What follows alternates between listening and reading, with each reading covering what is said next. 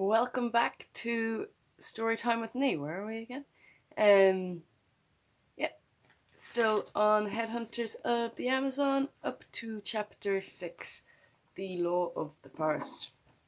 Let's get straight into it. Don't know if you can hear that, but there's something happening outside. I'm going to call it children. Chapter 6, The Law of the Forest. I know where he is gone. One of the canoemen was speaking.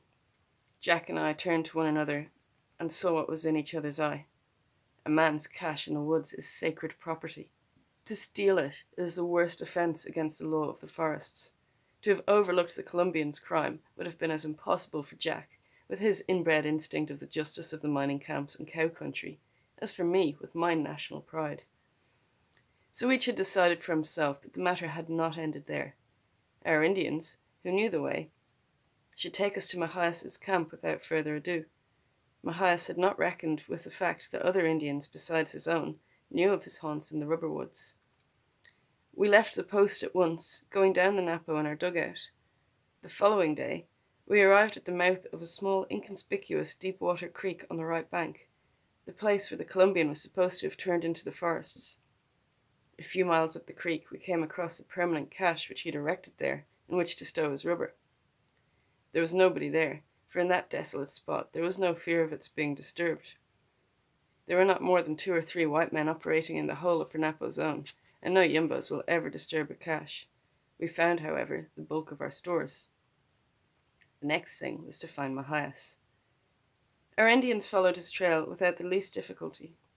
Mahias himself was wearing alpargatas, Spanish canvas shoes with hempen soles, so there was no mistaking the trail, as it led us further and further south.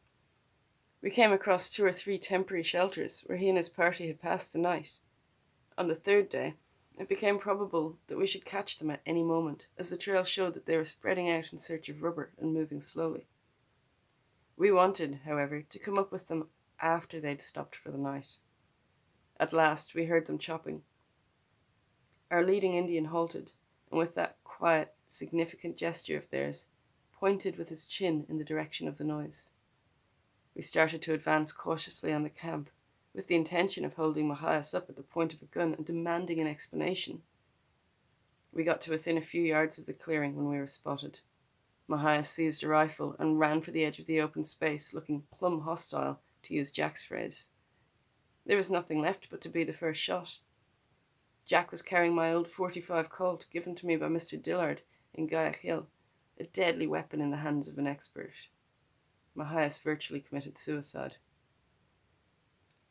His death was not resented by his Indians after the circumstances of the case had been explained to them. We took back all that belonged to us, and left them to do what they wanted with the rest. We trailed back to our canoe and continued on our way down the Napo. 2 days' travelling brought us to the next rubber post, a place established by a certain Señor Abarca on the left bank. To him we explained what had happened, and were relieved to find that Mahias had enjoyed a very unsavoury reputation, and that we had acted strictly in accordance with the unwritten law of the land. Of the Yasuni, the possibilities of which now loomed great in our imaginations, he knew but little. He referred us to D. Elias Andrade, however, the king of the Napo, who lived in a commodious thatched house 2 days further downstream, a little beyond the mouth of the Yasuni itself, and an hour's canoeing up the Aguarico, the largest tributary of the Napo, nearly equal in breadth to the Napo itself. Accordingly, we set off once more for Andrade's post. Andrade was an Ecuadorian cochero, who had established himself with an important post in a well-chosen spot. The junction of the 2 most important rivers northwest of Iquitos was a site which could not be improved upon in the whole district. There, he commanded the trade of 2 highways. His house stood back some 25 yards from the water, a 2-story affair with a large veranda running round 3 sides of it, facing a scalped court. He commanded a view of the Aguarico, which is a mile wide at that point.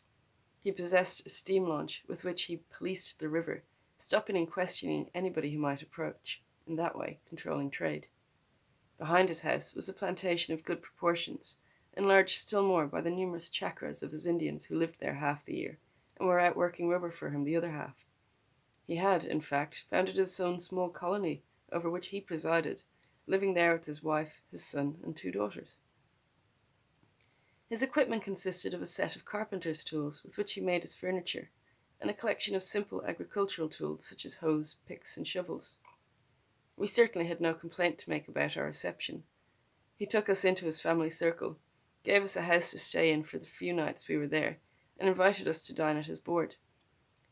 He had built himself a table on which meals were taken on the veranda. At dinner, on the first evening, he asked if we were accustomed to take masata. We replied that we were, when the old man turned to us and said with a smile, "I can recommend this specially. It's been chewed by my daughters." His daughters, who sat at the table with us, blushed their acknowledgement of the compliment. Andrade had never been up the Yasuni. He gave it as his opinion, however, that there should be a great deal of rubber there. He had, for some time, intended to take a well-armed party up on his steamboat if it were navigable. It was true, he said, that the adjacent country was inhabited by infieles, and that was all we could find out about the river we had set our hearts on exploring. From time to time we broached the subject of the Yasuni to our yumbos. At first they seemed very shy of entering the place of evil repute. But little by little we persuaded them, by extra pay and a promise to turn should the infieles molest us, that they were afraid of a more or less nebulous bogey. Finally, they consented to go with us, spurred on by our suggestions that when they returned home they would be the lions of their tribe. We took on board food supplies, both canned and fresh, and a Winchester for Jack, buying them from the Ecuadorian's ample store and paying for them with some of my pearl necklaces, which he fancied for his daughters, and we were off. With one of Andrade's Indians as pilot, we made down towards the mouth of the Agorico, where he instructed our Indians as to the easiest way to cross the Napo and land at the mouth of the Yasuni. This we managed without difficulty. The Yasuni is named from the Quechua Yaku Suni, meaning long river. Of its length we were, of course, at that time absolutely ignorant, but I am able to say, as a result of our experiences there, that it must measure some 250 miles in all. It follows a very tortuous course throughout its whole length. Tortuous course indeed. For so long a river, it is very narrow, measuring only about 30 yards at its widest point. It's sluggish and deep once it has left the rocky bed through which it flows for the first 50 miles or so. The dense verdure in many places covers it with an unbroken roof for a considerable stretch, which shades the water from the sun and makes paddling very pleasant except at high water, when the danger of overhanging branches is always present. Particularly is this true for the first 150 miles of its course. On the Yasuni, one feels indeed that one is in the very heart of the forest.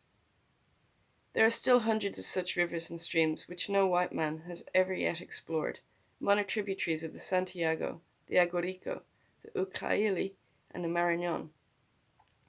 Now that the old rubber trade of the Amazon has almost vanished, presumably forever, the posts and settlements have been deserted and have fallen into decay, and the regular lines of steamers which used to ply the waters of so many of the main rivers have disappeared. It seems likely that for centuries to come, countless miles of country in the Amazon basin will remain untrodden by any white man. Now, our journey into the winding forest tunnel known as the Long River may be divided into various periods, the first of which covered the first 20-odd days paddling after entering its mouth. I propose, then, to treat this phase as a whole, as many days were much the same as each other, and it would be impossible, even if it were desirable, for me to record our progress day by day. I kept no journal, the idea never having occurred to me at that time of publishing any record of my travels. Certain of the outstanding events, however, of those days left such a clear impression in my mind that I have no difficulty in recalling them accurately. Of these I shall speak, grouping them together under the whole period I have mentioned.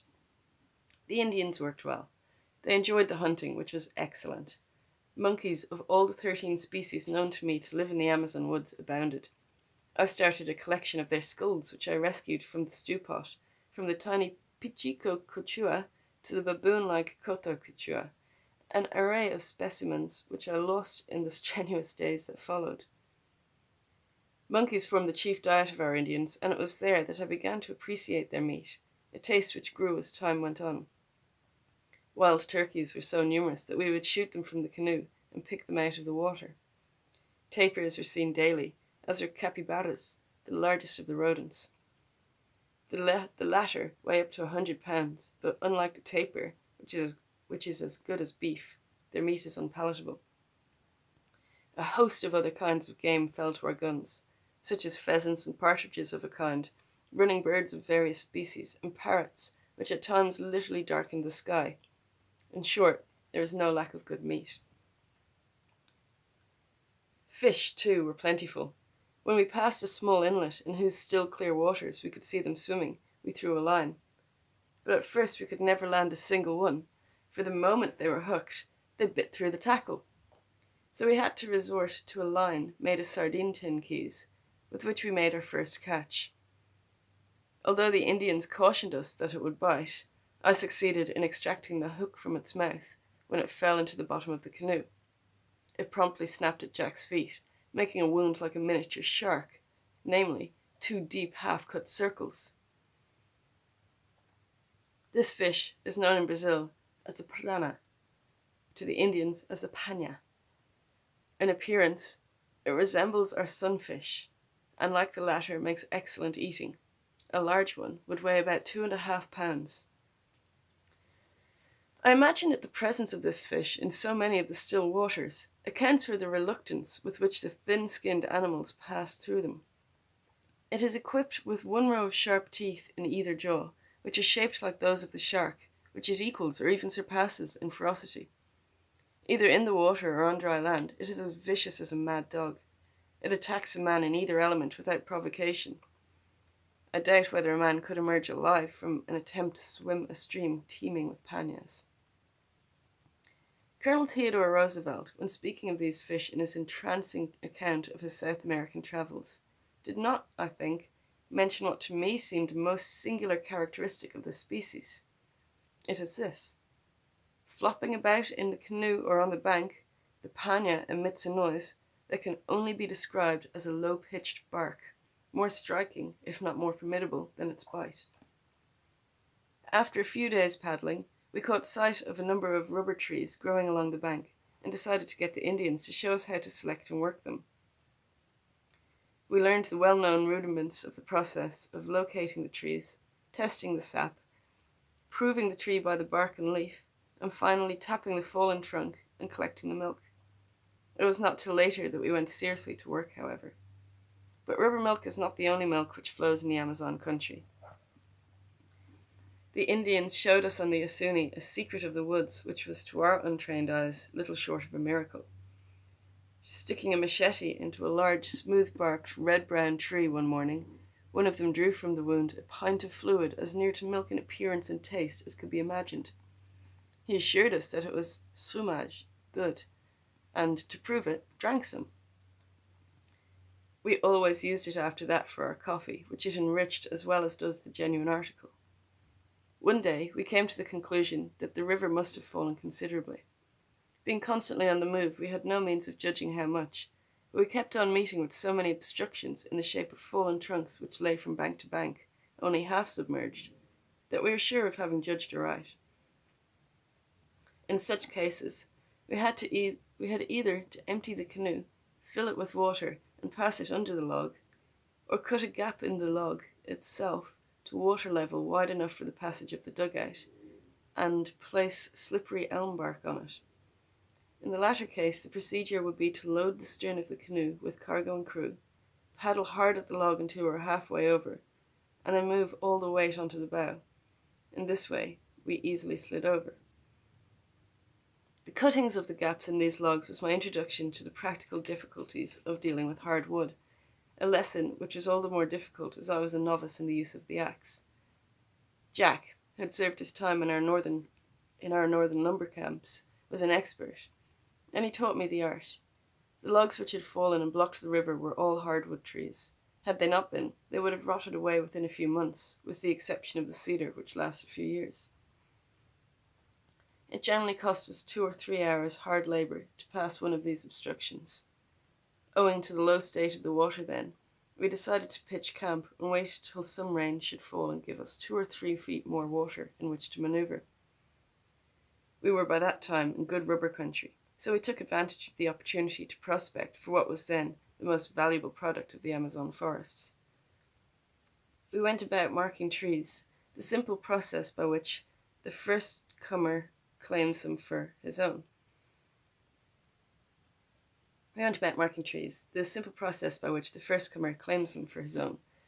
Anywhere on the Amazon, a simple axe mark suffices to advertise to all and sundry that the tree has passed into the absolute possession of him who made it. It is the cattle brand of the woods. But the rubber-producing areas are so vast that there is seldom a clash of arms between prospectors. As for the Yasuni itself, never from the first day to the last of that expedition did I find the slightest sign of a former visit by civilized man. All I saw up that river from start to finish confirmed my hope that we were the first Huaracuchas, white men, to pass that way. The 5 yumbos went to work on the making of a small clearing and the construction of a thatched shelter on the right bank. In a few hours we were installed with our stores landed and stowed under cover. In front of the shack was a swimming pool with a miniature sandbar. We had plenty to eat and life was altogether very pleasant.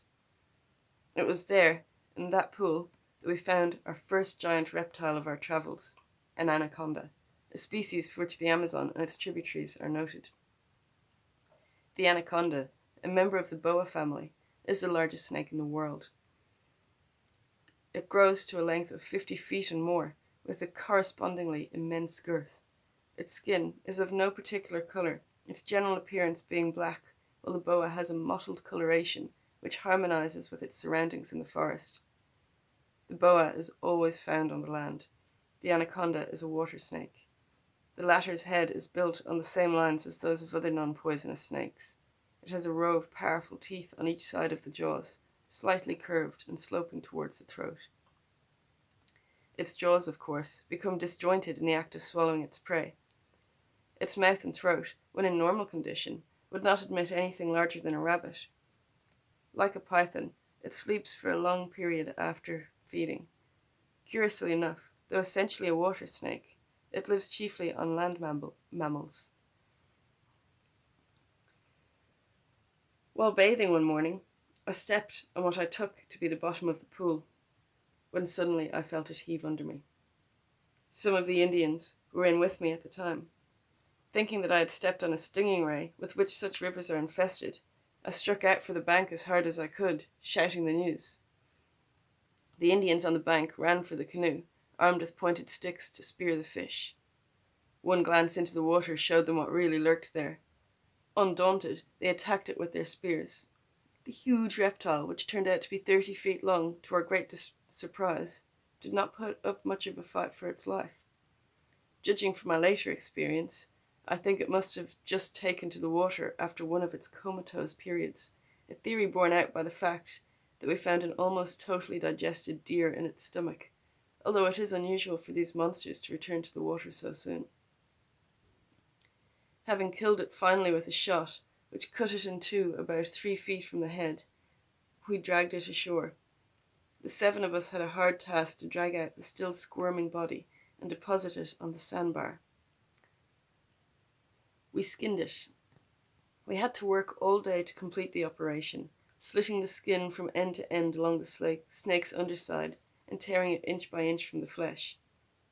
The work was not even over when at last we had hacked away the last of the clinging carcass. In order to preserve the skin, we had to make a frame with 2 30-foot saplings upon which to stretch it and place it in the sun. Finally, a thatched shelter as long as the skin itself had to be built to protect it from the rain while it was drying.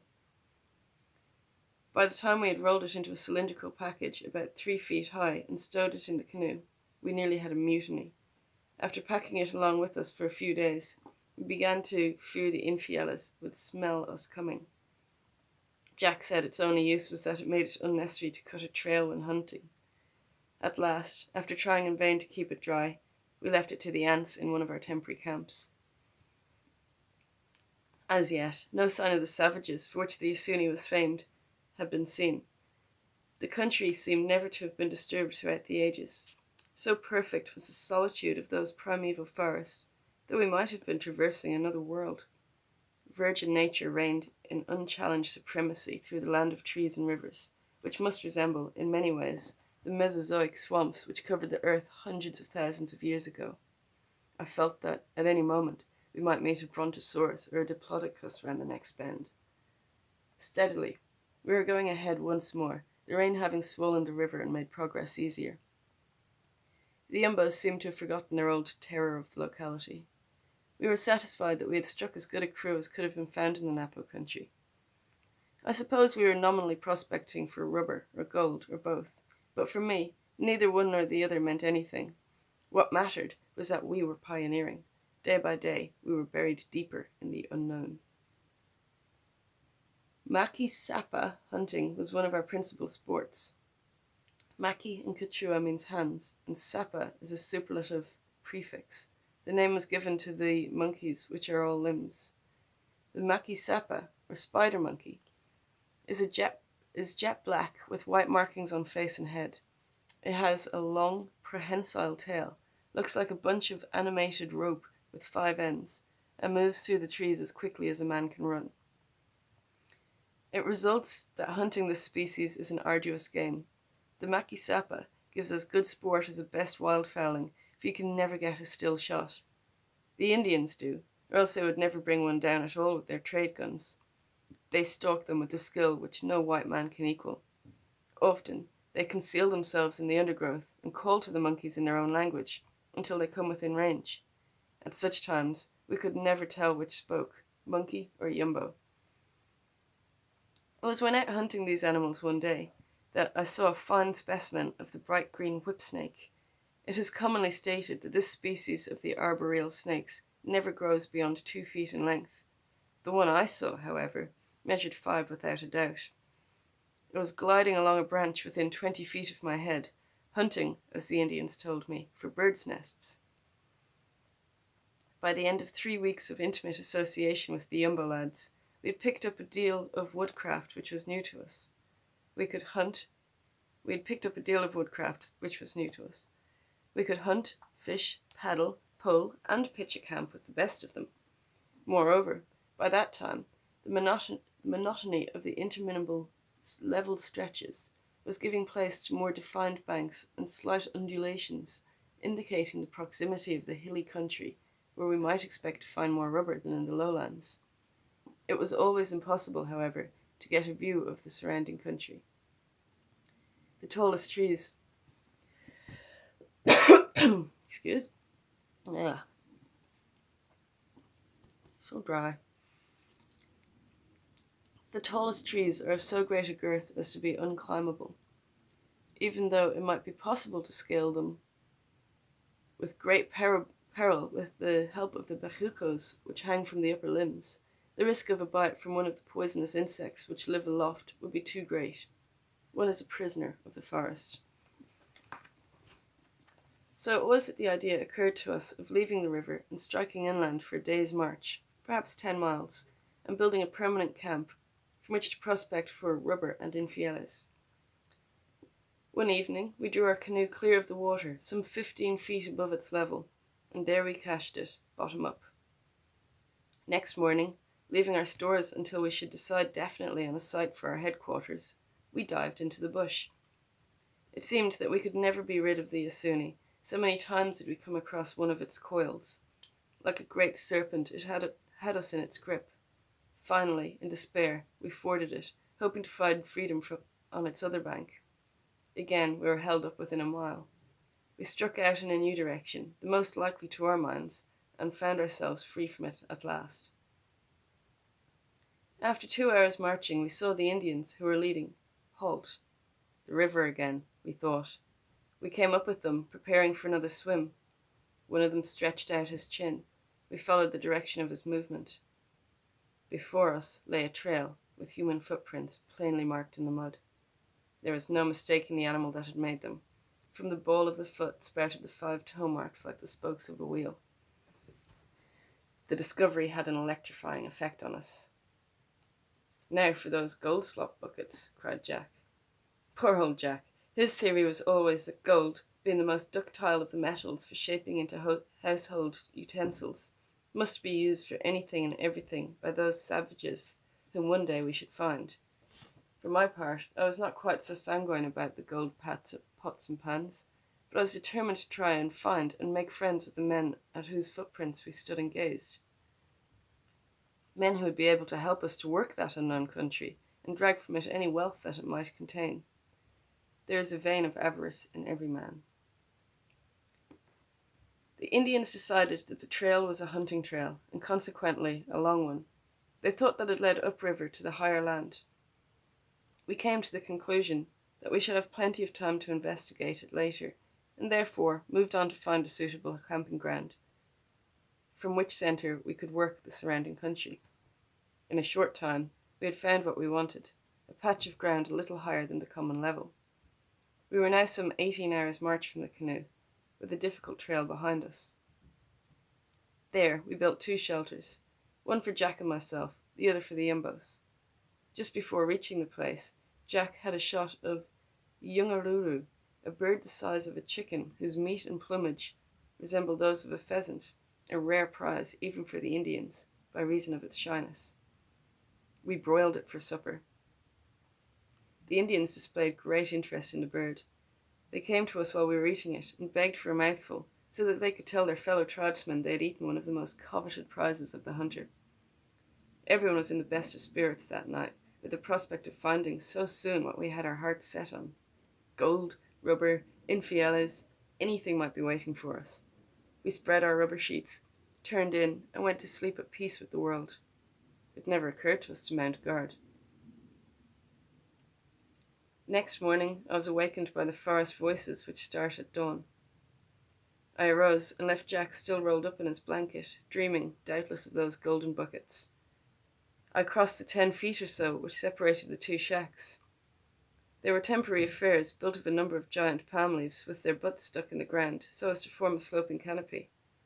Walking round to the open side of the one the Yumbos used, I stopped, dumbfounded at what I saw. The place was empty.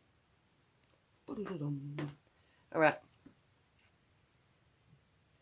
Next day will be chapter 7, A Nightmare March. And there we go, guys.